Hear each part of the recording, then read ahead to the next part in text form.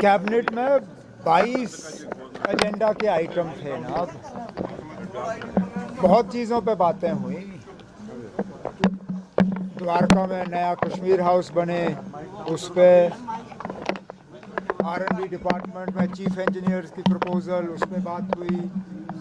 Cooperative societies को किस तरह हम नए सिरे से उनको ज़िंदा कर सकते हैं, उसके लिए दो तीन एजेंडा आइटम थे। बहुत सी बातें थी। एक आइटम जो है वो रिजर्वेशन को लेके भी था। अब कैबिनेट मीटिंग की मिनट्स साइन करने और उन्हें ऑनरेबल LG साहब के पास भेजने से पहले मैं उन पे यहाँ तबसरा करूँ, गलत होगा। मैं सिर्फ इतना ही कहूँगा कि कोशिश की गई है, जिस तरह हमने लोगों के साथ वादा किया है कि हम इसको थोड़ा सा रैशनलाइज करें। कोशिश ये भी की गई है कि कहीं पे किसी के साथ नाइंसाफ़ी ना हो। हमने वक्त इतना लगाया क्योंकि ये मुद्दा ऐसा है कि इसके साथ सियासत करना बहुत आसान है, और आपने देखा भी है। जो लोग कल तक हमें ताने दे रहे थे कि आप लोगों ने रिजर्वेशन पे कुछ नहीं किया, आज हमें धमकियां दे रहे हैं कि अगर ये हुआ तो हम एहतजाज शुरू करेंगे। कैबिनेट ने अपने तरफ से कोशिश की है कि एक ट्रांसपेरेंट और एक फेयर प्रोसेस जो है हम अडॉप्ट करें। अब मामला ऑनरेबल LG साहब के पास जाएगा। जब तक फाइल उनके पास नहीं पहुंचती तब तक इससे ज़्यादा मैं इस पे कहूँगा नहीं। तो ऐसा क्या आप माने हम माने कि आप जो मानना चाहें आप मानिए ना। हमने इसमें इससे ज़्यादा डिटेल्ड एक्सरसाइज हम नहीं कर सकते थे। हर इशू को देखा गया, एक बार से ज़्यादा इस पे बहस हुई। ये शायद तीसरी या चौथी मर्तबा है कि मामला कैबिनेट के सामने आया। 6 महीने कैबिनेट की सब कमेटी, हमारे सीनियर कुलीग सकीना यत्तू साहिबा ने उसकी अध्यक्षता की। हमने अपने तरफ से जितना हम कर सकते थे इस मामले को सुलझाने के लिए हमने किया। बाकी आगे देखी जाएगी। मेरे दोस्त जो हैं, जिन दोस्तों का आप जिक्र कर रहे हो, वो शायद ही किसी चीज़ से सेटिस्फाई हो सकते हैं। ये उनके सेटिस्फैक्शन के लिए हमने नहीं किया। किसी एक आदमी को लगे कि ये उसके लिए है या उसको खुश करने के लिए है, ये उसकी गलतफहमी है। ये किसी एक फ़र्द के बारे में नहीं है, ये जम्मू कश्मीर के आवाम के बारे में है।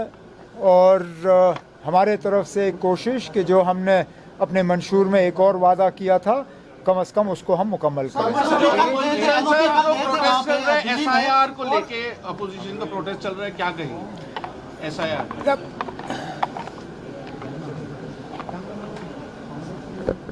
इलेक्शन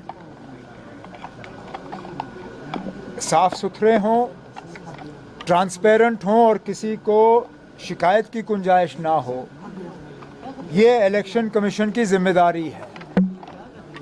अगर SIR को लेके खदशात हैं तो इलेक्शन कमीशन को तमाम पॉलिटिकल पार्टीज़ को बुला के उन्हें समझाना चाहिए कि ये SIR है क्या चीज़ और इसमें ख़तरा नहीं है। क्योंकि मैं उन लोगों में से हूँ, मैंने कभी मशीन के चोरी की बात नहीं की है। मैं आज भी नहीं मानता हूँ कि मशीन के ज़रिए इलेक्शन में चोरी की जा सकती है, लेकिन ज़रूर कहीं ना कहीं इलेक्शन को मैनिपुलेट किया जा सकता है। अगर आप देखें तो एक हद तक जो यहाँ पे डिलिमिटेशन की गई वो भी इलेक्शन मैनिपुलेशन था। आपने एक पार्टी को खुश करने के लिए जम्मू में 6 सीटें बढ़ाई, और बढ़ाई भी वहाँ जहाँ एक पार्टी को उसका फ़ायदा मिल सकता था। शायद इसलिए SIR को लेके भी हमारे कुछ खदशात हैं। बेहतर यही होगा कि इलेक्शन कमीशन वाले जो हैं हम सबको बुलाएं और हमें समझाएं कि ये SIR है क्या चीज़ और इससे घबराने की जरूरत नहीं है। माता जी का कल LLP दिल्ली गए थे और उन्होंने जेपी नड्डा से बात की है, वो आप कह रहे हैं कि वहाँ गुरुकुल बनना चाहिए। तो बने। मैं फिर अब आप कितनी बार यही सवाल मुझसे करोगे? किसने रोका ना? आप बनाइए गुरुकुल। आपने अगर मजहब के बुनियाद पे सीटों का बंटवारा करना है तो उस जगह को रखिए माइनॉरिटीज़ के लिए। जो ग्रांट इन एड गवर्नमेंट की तरफ से मिलता है वो पैसा हम कहीं और लगा देंगे, हमें कोई एतराज़ नहीं है। जो ज़मीन वहाँ अलॉट की गई उस ज़मीन की कीमत आप अदा करिए। जो ग्रांट इन एड आपको मिलता है वो लेना बंद करिए। आप अपनी स्टेटस जो है वो चेंज करिए, एक माइनॉरिटी इंस्टीट्यूशन के तौर पे आप आ जाइए।